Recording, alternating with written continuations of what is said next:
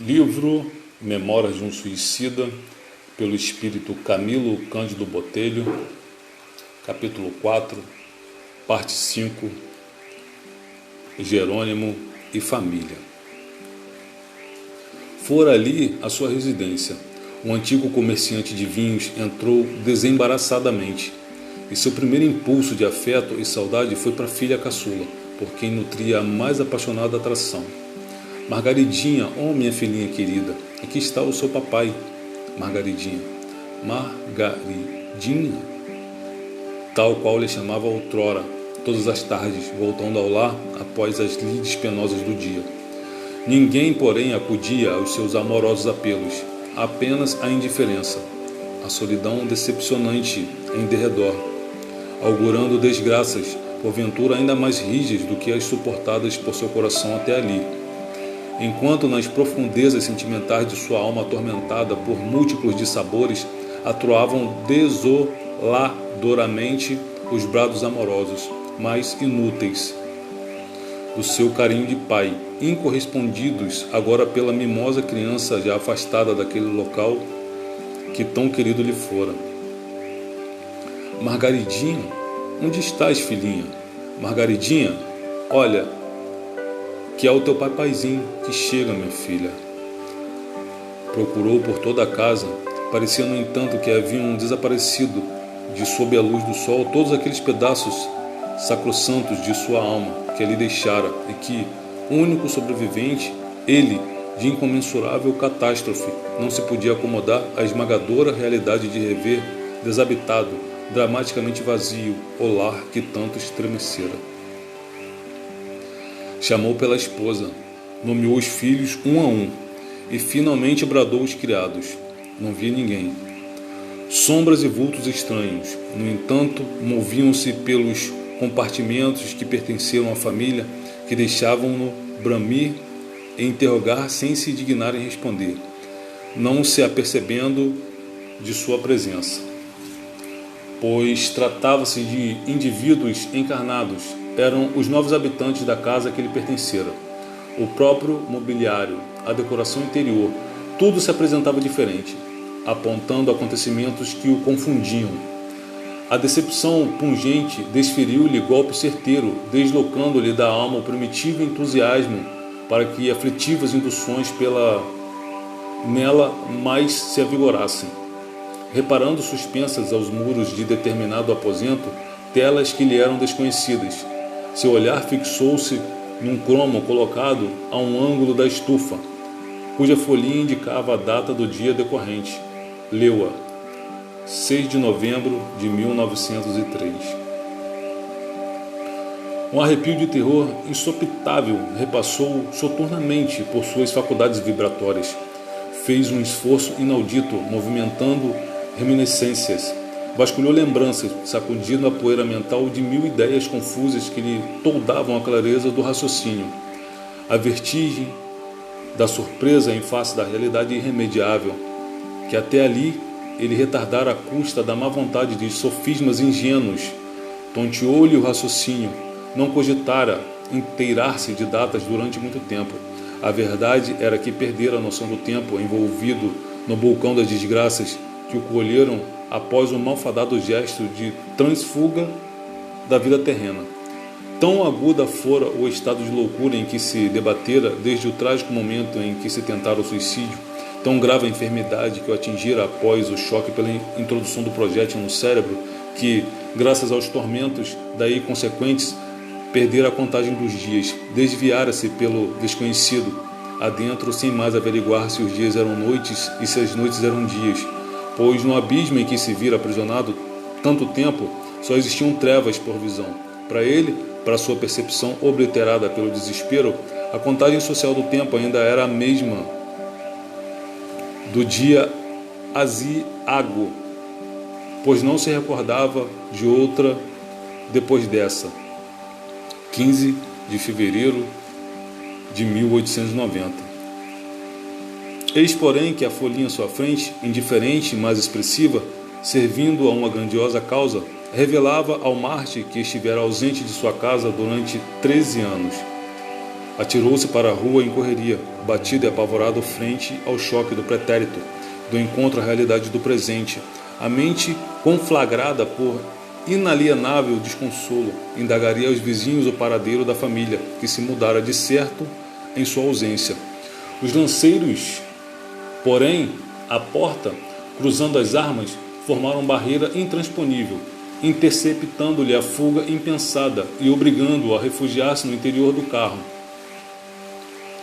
Os protestos impressionantes do infeliz, inconformado com a prisão em que se reconhecia, acudiram curiosos e vagabundos do plano invisível, espíritos ainda homiziados nas camadas depressoras da terra. Entre chacotas, apupos e gargalhadas, atormentavam-no com incriminações e censuras, ao passo que esclareciam o que ia acontecer àqueles a quem procurava. Ramiro de Guzmán e seus auxiliares não interferiram, no sentido de evitarem a Jerônimo o dissabor de ouvi-los, uma vez que a visita decorria sob a responsabilidade deste, e que somente lhes haviam recomendado garantirem o regresso à colônia dentro de poucas horas. Pretendes então esclarecer o paradeiro de tua muito amada família, ó miserável príncipe dos bons vinhos? Vociferavam os infelizes, pois sabias tu que daí foram todos enxotados há muitos anos. Teus credores tomaram-lhes a casa e o pouco que, para teus filhos, andaste ocultando à última hora. Procura teu filho Albino na penitenciária de Lisboa, tua Margaredinha nas sarjetas do cais da Ribeira, vendendo peixes, fretes e amores a quem se dignar remunerá-la com mais prodigalidade, explorada pela própria mãe, tua esposa Zulmira, a quem habituaste a luxo exorbitante para as tuas posses e cujo orgulho jamais pôde afazer-se ao trabalho digno e à pobreza. Tuas filhas Marieta e Arinda, a primeira está casada, sobrecarregada de filhos enfermiços, a bracejar na miséria, a sofrer fome, espancada por um marido ébrio e boçal. A segunda, criada de hotéis de quinta ordem, a lavar chão, a brunir panelas, a limpar botas de viajantes imundos. Ouves e te espantas? Tremes e te aterrorizas? Por quê? Que esperavas então que acontecesse? Não foi essa a herança que lhes deixaste com o teu suicídio, canalha? E entraram a enxovalhar o desventurado com insultos e vitupérios, com as vaias impiedosas, intentando atacar a viatura a fim de arrebatá-lo, no que foram impedidos pela guarda protetora. Não obstante, exigiu o rebelde pupilo da legião dos servos de Maria que o levasse onde se encontrava o filho, esperança que fora da sua vida, aquele rebento querido, que ficara na florescência delicada das 10 primaveras, quando ele próprio, seu pai, houvera por bem abandoná-lo aos perigos da orfandade, matando-se. Convulsionado sob a ardência de pranto insólito, compreendeu que era conduzido, que penetrava os muros sinistros de um cárcere, sem que houvesse podido distinguir-se se encontrava no Porto ou realmente em Lisboa. Com efeito, ali estava Albino, metido em cela sombria, implicado em crimes de chantagem e latrocínio, condenado a 5 anos de prisão celular e a outros tantos de trabalhos forçados na África, como reincidente nas gravíssimas faltas. Apesar da diferença marcante de 13 anos de ausência, Jerônimo reconheceu o filho, esquálido, pálido, maltratado pelos rigores do cativeiro, embrutecido pelos sofrimentos e pela miséria, atestado patético do homem desvirtuado pelos vícios.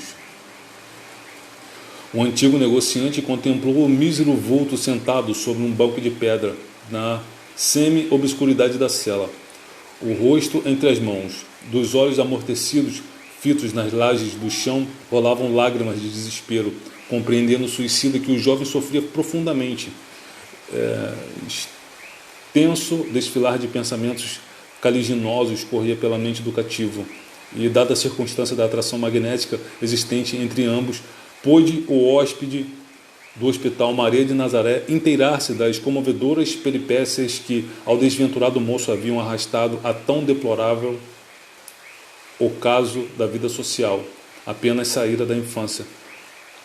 como se a presença da atribulada alma de Jerônimo impregnasse de advertências telepáticas os seus dons sensíveis. Albino entrou a recordar, satisfazendo, sem o saber, os desejos do pai, que almejava inteirar-se dos acontecimentos, e como envergonhado das más ações cometidas, recordava o genitor morto havia 13 anos e ia dizendo ao próprio pensamento, enquanto as lágrimas lhe escaldavam as faces, e Jerônimo ouvia-o como se falasse em voz alta. Perdoai-me, Senhor, meu bom Deus, e vinde com vossa misericórdia socorrer-me nesta emergência penosa de minha vida. Não foi exatamente desejo meu o precipitar-me neste báratro insolúvel que me ferreteou para sempre. Eu quisera ser bom, meu Deus, mas faltaram amigos generosos que me estendessem mãos salvadoras, ocasiões favoráveis que me dilatassem perspectivas honestas. Vi-me lançado ao abandono depois da morte de meu pai, criança indefesa e inexperiente. Não tive recursos para instruir-me, habilitando-me em alguma coisa séria e digna. Sofri fome, e a fome maltrata o corpo enquanto envenena o coração com ansiedade de revolta. Tiritei de frio em mansardas inóspitas, e o frio que enregela o corpo também enregela o coração. Sofri a angústia negra da miséria sem esperança e sem tréguas, a solidão do órfão corroído de saudades do passado, envelhecido em pleno alvorecer da vida, graças às desilusões de múltiplos dissabores. Não me pude achegar aos bons, aos honestos e respeitáveis, para que me compreendessem e ajudassem na conquista laboriosa de um futuro digno, porque aqueles de nossos antigos amigos, a quem procurei confiante, me repeliram com desconfiança, entendendo que eu pertencia a uma descendência marcada pela desonra, pois, além do mais, minha mãe desvirtuou-se tão logo se reconheceu desamparada e só. Tornei-me homem depois de me entrechocar com os piores aspectos e elementos da sociedade. Precisei viver. Acacetava meu orgulho ferido, a indomável ambição de libertar-me da miséria abominável que me acossava sem tréguas desde o suicídio de meu pobre pai. Vi-me arrastado a tentações perversas, mas que a minha ignorância e a minha fraqueza se afiguravam soluções salvadoras, e cedi às suas seduções, porque não tive um amparo orientador de um verdadeiro amigo a indicar o carreiro certo a preferir. Oh meu Deus, que triste é ver-se a criatura órfã e abandonada ainda na infância, neste mundo repleto de torpezas. Meu pobre e querido pai, por que te mataste? Por que? Não amava então a teus filhos, que se desgraçaram com sua morte? Por que te mataste, meu pai? Oh, não tiveste sequer compaixão de nós.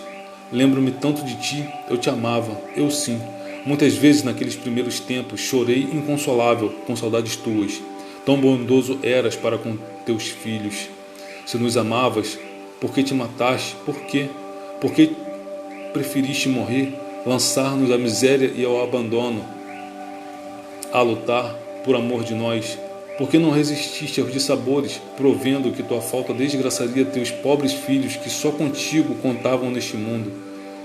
Se viveras e nos houveras terminado a criação, eu seria hoje, certamente, um homem útil, respeitado e honesto, quando na verdade não passo de um precito maculado pela desonra irreparável.